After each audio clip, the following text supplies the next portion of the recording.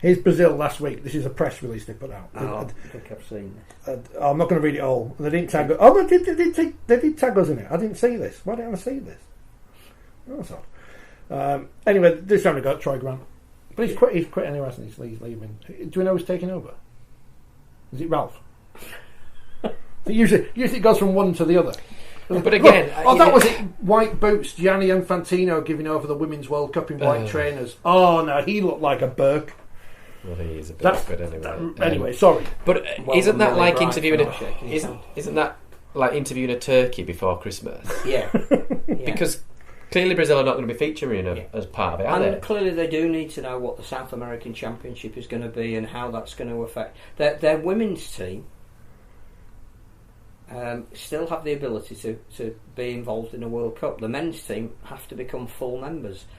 I'm not convinced, as it says in the latest issue of Forty20, that's necessarily a bad thing. That nations have to have a certain level of participation. They have to put their house in order. They have to have government recognition and funding to be full members. Well, it's going to a World Cup is nice, but it shouldn't be, an automatic given if you haven't got those other things. Absolutely, and if we talk about legacy, which is one of the big things that comes out of these events, is there has to be a legacy, yes. And you can't just use that as a word.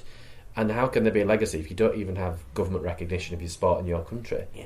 You don't have playing fields or whatever. I mean, great that Jamaica were part of the World Cup, but what's the legacy there? What's the effect? I think again you'd have to have a look at participation numbers, and if you've got one extra men's team and 2 or 3 more women's team, that's great, but it's not quite yet enough to make. But by the same token, full membership has to be applied to those who currently are full members to see if they're measuring up. And people have pointed the finger at, for example, Scotland and saying, why are they any different to Greece, bearing in mind the number of people that are playing.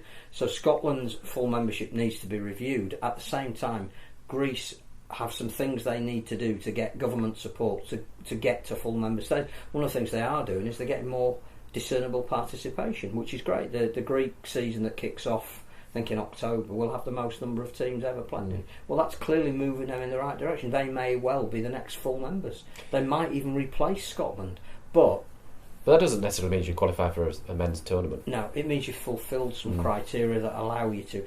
But the other thing that Troy Grant announced, which we don't know any of the detail of, is there's going to be this World Series. So nations that don't qualify for the World Cup will play in the World Series, which again is great, but how are you going to qualify for that? Who's going to pay for it? Where is it going to be broadcast? Who's going to officiate the game? Is it different to an Emerging Nations World Cup, or is it the same? I was just going to say that, because I remember, I think it was 1995 World Cup, wasn't it, when there was an Emerging Nations World Cup that ran alongside the Men's World Cup, and I remember going to some of those games. Did Russia Ireland, play America? Morocco, all those I remember going to a game in Northampton. I went to the Dewsbury hosted a game. I remember going to a game there. No, can't remember, but I get that. I get that there's almost a separate competition for clubs that are emerging, but clearly somebody has to finance bringing people from all across the world to come and play those games, and that's a significant cost. Most of those nations are using domestic players, then that's not a bad thing either, because it's building up the. I get that some nations have had great development potential by maybe starting an exiles team in Australia and shipping it back. I think North Macedonia are probably going to be the next team that will do that, and I understand why sometimes it's very hard to start something in a country that has no history of rugby league, but if you start it and then bring it to that country, it can work. But Portugal, for example, tried to do that and it didn't work. It was only ever really an Australian based But from a financial point of view, you would think regional tournaments are more achievable than world tournaments. Absolutely. And if you get somebody like an Aidan Caesar who wants to play for Turkey and will fund himself to go and do that because it means so much to him. And I think the last was it Euro D that Turkey were in, he went there off his own money to act as an advisor. He didn't play, he was just wanted to be around the squad, wanted to tell them some of the things it meant to play for that country and how to be a professional or a semi-professional player in terms of attitude, if not payment. And you'd never stop people doing that if it means that much to them. But I'm not sure that Turkey getting to World Cup and Aidan Caesar playing in that World Cup necessarily per se helps them develop the sport back in Turkey. No, but it might help the podcast. See, that's why I mentioned on a random tangent. It wasn't just purely thrown in there. We were talking before about before the programme started about the Netball World Cup on a completely different topic. But some of the nations you mentioned that played, how did they? If we knew how they fund things, maybe we could copy that, because a Netball World Cup happened, and Sri Lanka are there, and here, there, and everywhere else there. There you go. So they must have had the funding from somewhere to do it, but I can't imagine netball's a big sport in either of those countries or whatever. So how can they fund that? How can smaller countries fund rugby league and this and that and the other? There were broadcast rights paid for it, and you don't know how much of that's filtered. But again, the next Netball World Cup, they'll go through the same exercise that we have and say, did we have too many teams? Did we, is the television companies prepared to come back and fund it for 4 weeks if they'd rather do it for 2 and have high quality games? The Commonwealth Games is a classic example, isn't it? Yeah. The next 2 Commonwealth Games, the hosts have pulled out.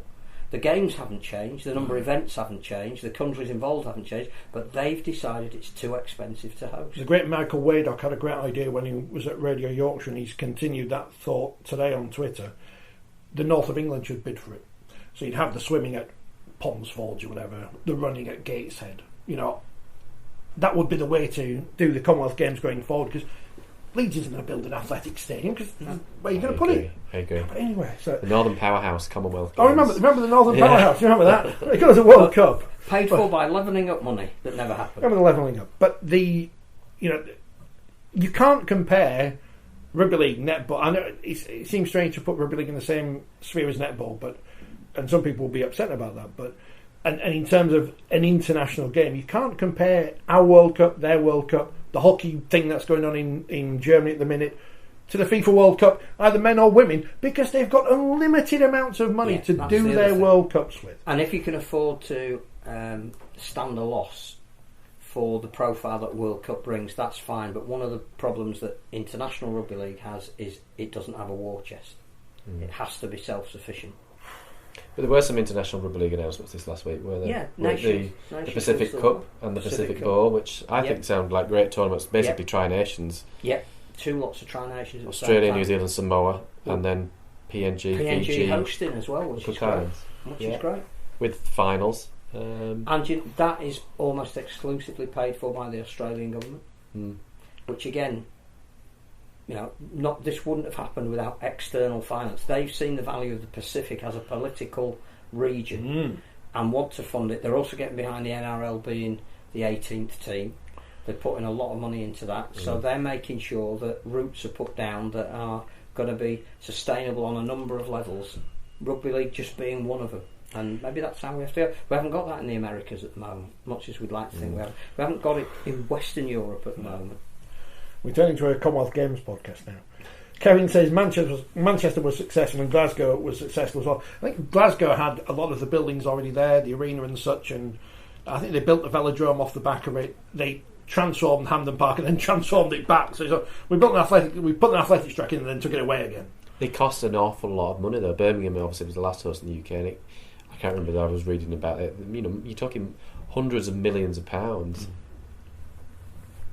And ultimately, there's been only Australia and the UK that have hosted it. In Canada doesn't it anymore. Occasions, no. In Canada. But there was also women's tournaments alongside those games, or women's games rather than, it wasn't a tournament, was it? One-off games.